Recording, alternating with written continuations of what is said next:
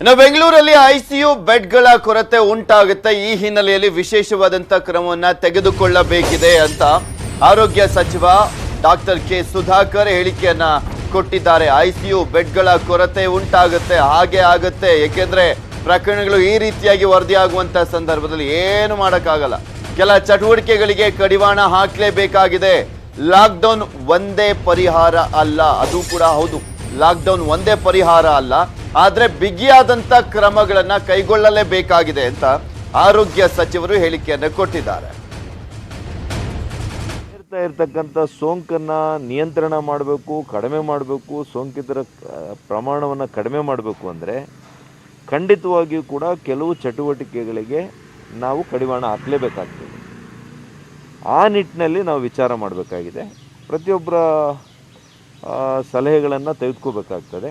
ಇವತ್ತು ಬಹುಶಃ ಮಾನ್ಯ ಮುಖ್ಯಮಂತ್ರಿಗಳು ಕೂಡ ವಿಡಿಯೋ ಕಾನ್ಫರೆನ್ಸ್ ಮೂಲಕ ನಮ್ಮನ್ನು ಜಾಯಿನ್ ಆಗ್ತಾರೆ. ಹಾಗಾಗಿ ಎಲ್ಲರ ಒಂದು ಅಭಿಪ್ರಾಯಗಳನ್ನು ಸಲಹೆಗಳನ್ನು ತೆಗೆದುಕೊಂಡು ಈಗ ಲಾಕ್ಡೌನ್ ಅನ್ನೋದು ಅದಕ್ಕೆ ಭಾಳ ಪ್ರಚಾರ ಆಗ್ತಾಯಿದೆ. ನಾನು ಹೇಳುವಂಥದ್ದು ಕ್ರಮಗಳು, ಯಾವ ಬಿಗಿಯಾದಂಥ ಕ್ರಮಗಳನ್ನು ತೆಗೆದುಕೊಂಡ್ರೆ ನಾವು ನಿಯಂತ್ರಣ ಮಾಡ್ಬೋದು ಅನ್ನೋದು ನಮ್ಮ ಮುಂದೆ ಇರುವಂಥ ಪ್ರಶ್ನೆ.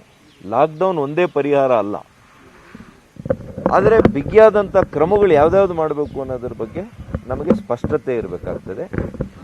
ಯಾಕೆಂದರೆ ಭಾಳ ಜನರು ಇವತ್ತು ಜನಜೀವನದ ಬಗ್ಗೆ ಮಾತ್ರ ವಿಚಾರ ಮಾಡ್ತಾ ಇದ್ದಾರೆ. ಇವತ್ತು ಭಾಳ ಜೀವಗಳು ಹಾರಿ ಹೋಗ್ತಾ ಇದೆ.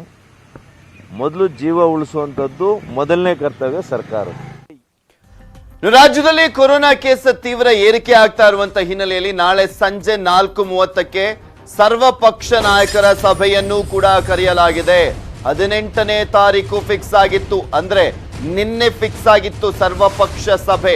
ಆದರೆ ಯಡಿಯೂರಪ್ಪನವರಿಗೆ ಕೊರೋನಾ ಸೋಂಕು ಕಾಣಿಸಿಕೊಂಡಂತ ಹಿನ್ನೆಲೆಯಲ್ಲಿ ಅದನ್ನ ಮುಂದೂಡಲಾಗಿತ್ತು. ಈಗ ಅದು ಕೂಡ ಫಿಕ್ಸ್ ಆಗ್ತಾ ಇದೆ. ನಾಳೆ ಸಂಜೆ 4:30ಕ್ಕೆ ಸರ್ವಪಕ್ಷ ನಾಯಕರ ಸಭೆಯನ್ನ ಕರೆಯಲಾಗಿರುವಂತದ್ದು. ರಾಜ್ಯಪಾಲ VR ವಾಲಾ ನೇತೃತ್ವದಲ್ಲಿ ಸಭೆ ನಡೀತಾ ಇದೆ. ರಾಜ್ಯಪಾಲ VR ವಾಲಾ ಅವರ ನೇತೃತ್ವದಲ್ಲಿ ಸಭೆ ನಡೀತಾ ಇರುವಂತದ್ದು. ಉಭಯ ಸದನಗಳ ಮುಖಂಡರು ಸಭೆಯಲ್ಲಿ ಭಾಗಿಯಾಗ್ತಾ ಇದ್ದಾರೆ. ಅಂದ್ರೆ ಮುಖ್ಯಮಂತ್ರಿಗಳು ಕರೆದಿದ್ದಂತ ಸಭೆ ಹಾಗಾದ್ರೆ ಬೇರೆ ಆಗುತ್ತೆ. ಇದು ರಾಜ್ಯಪಾಲರು ಕರೆದಿರುವಂತ ಸಭೆ ಆಗಿರುವಂತ ಹಿನ್ನೆಲೆಯಲ್ಲಿ ಇದರಲ್ಲಿ ಈ ಒಂದು ಸಭೆಯಲ್ಲಿ ಮುಖ್ಯಮಂತ್ರಿಗಳಾಗಿರುವಂತ ಯಡಿಯೂರಪ್ಪನವರು, ವಿರೋಧ ಪಕ್ಷದ ನಾಯಕರಾಗಿರುವಂತ ಸಿದ್ದರಾಮಯ್ಯನವರ ಉಪಸ್ಥಿತಿ ಇರುತ್ತೆ. ವಿಡಿಯೋ ಕಾನ್ಫರೆನ್ಸ್ ಮೂಲಕ ಸರ್ವಪಕ್ಷ ಸಭೆಯನ್ನ ಕರೆಯಲಾಗಿರುವಂತದ್ದು.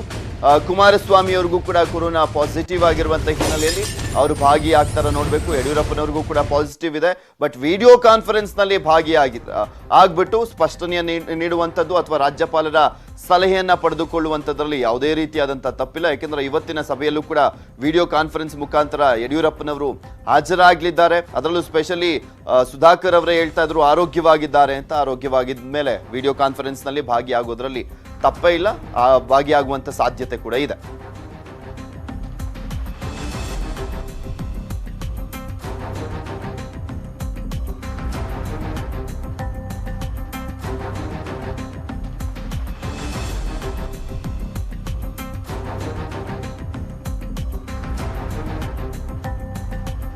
ಗಮನಿಸ್ತಾ ಇದ್ದೀರಲ್ಲ, ಇಲ್ಲಿ ರಾಜ್ಯಪಾಲರೇ ಸರ್ವಪಕ್ಷ ಸಭೆಯನ್ನ ಕರೆದಿದ್ದಾರೆ. ಈ ಸರ್ವಪಕ್ಷ ಸಭೆಯಲ್ಲಿ ಮುಖ್ಯಮಂತ್ರಿಗಳಾಗಿರುವಂತ ಯಡಿಯೂರಪ್ಪನವರು ಮತ್ತು ಒಂದ್ ಕಡೆ ವಿರೋಧ ಪಕ್ಷದ ನಾಯಕರಾಗಿರುವಂತ ಸಿದ್ದರಾಮಯ್ಯನವರು ಭಾಗಿಯಾಗ್ತಾ ಇದ್ದಾರೆ. ಇನ್ನು ಯಾರ್ಯಾರು ಭಾಗಿಯಾಗ್ತಾರೆ ಅನ್ನೋದು ಇನ್ನಷ್ಟೇ ಗೊತ್ತಾಗಬೇಕಾಗಿರುವಂತದ್ದು. VR ವಾಲಾ ಅವರೇ ಕರೆದಿದ್ದಾರೆ ರಾಜ್ಯಪಾಲರು ಸರ್ವಪಕ್ಷ ಸಭೆಯನ್ನ. ಮೋಸ್ಟ್ ಪ್ರಾಬಬ್ಲಿ ಕೆಲವೊಂದು ಸಲಹೆಗಳನ್ನ ಕೂಡ ನೀಡಲಿದ್ದಾರೆ ಮುಖ್ಯಮಂತ್ರಿಗಳಿಗೆ. ಯಾಕೆಂದ್ರೆ ಈ ಒಂದು ಪರಿಪ್ರಮಾಣದಲ್ಲಿ ಪ್ರಕರಣಗಳು ಜಾಸ್ತಿ ಆಗ್ತಾ ಇರುವಂತಹ ಸಂದರ್ಭದಲ್ಲಿ ಕಠಿಣವಾದಂತ ನಿಯಮಗಳನ್ನಂತೂ ಜಾರಿಗೆ ತರಲೇಬೇಕಾಗಿದೆ. ಸೊ ಏನೇನೆಲ್ಲ ನಿಯಮಗಳನ್ನ ತಂದಿದ್ದೀರಾ ಅನ್ನೋದ್ರ ಬಗ್ಗೆನೂ ಕೂಡ ಮುಖ್ಯಮಂತ್ರಿಗಳ ಬಳಿ ವರದಿಯನ್ನ ಪಡೆದುಕೊಳ್ಳಲಿದ್ದಾರೆ VR ವಾಲಾ ಅವರು. ಸೊ ಕಾದ್ ನೋಡ್ಬೇಕು ಅವ್ರು ಏನಂತ ಸಲಹೆಯನ್ನ ಕೊಡ್ತಾರೆ, ಆ ಸಲಹೆಗಳು ಯಾವ ರೀತಿಯಾಗಿ ಜಾರಿಗೆ ಬರ್ತವೆ ಅಂತ. ಟಫ್ ರೂಲ್ಸ್ ಅಂತೂ ಜಾರಿ ಆಗೇ ಆಗುತ್ತೆ. ಅದು ಇವತ್ತೇ ಜಾರಿಯಾಗುವಂತ ಸಾಧ್ಯತೆ ಇದೆ. ಮೋಸ್ಟ್ ಪ್ರಾಬಬ್ಲಿ ಇವತ್ತು ಜಾರಿ ಆದ್ರೆ ಅದು ಪರ್ಟಿಕ್ಯುಲರ್ಲಿ ಬೆಂಗಳೂರಿಗೆ ಮಾತ್ರ ಸೀಮಿತ ಆಗುವ ರೀತಿಯಲ್ಲಿ ಸರ್ಕಾರ ಟಫ್ ರೂಲ್ಸ್ ಗಳನ್ನ ಜಾರಿ ಮಾಡುತ್ತಾ ಅಥವಾ ಇಡೀ ಕರ್ನಾಟಕಕ್ಕೆ ಅನ್ವಯವಾಗುವಂತೆ ಜಾರಿ ಮಾಡುತ್ತಾ ಅಥವಾ ಈಗ ಈ ಹಿಂದೆ 7 ಜಿಲ್ಲೆಗಳ 8 ನಗರಗಳಿಗೆ ಮಾತ್ರ ನೈಟ್ ಕರ್ಫ್ಯೂ ಅಂತ ಜಾರಿ ಮಾಡಿದ್ರಲ್ಲ, ಆ ರೀತಿಯಾಗಿ ಏನಾದ್ರೂ ಜಾರಿ ಮಾಡ್ತಾರಾ ಕಾದ್ ನೋಡ್ಬೇಕು.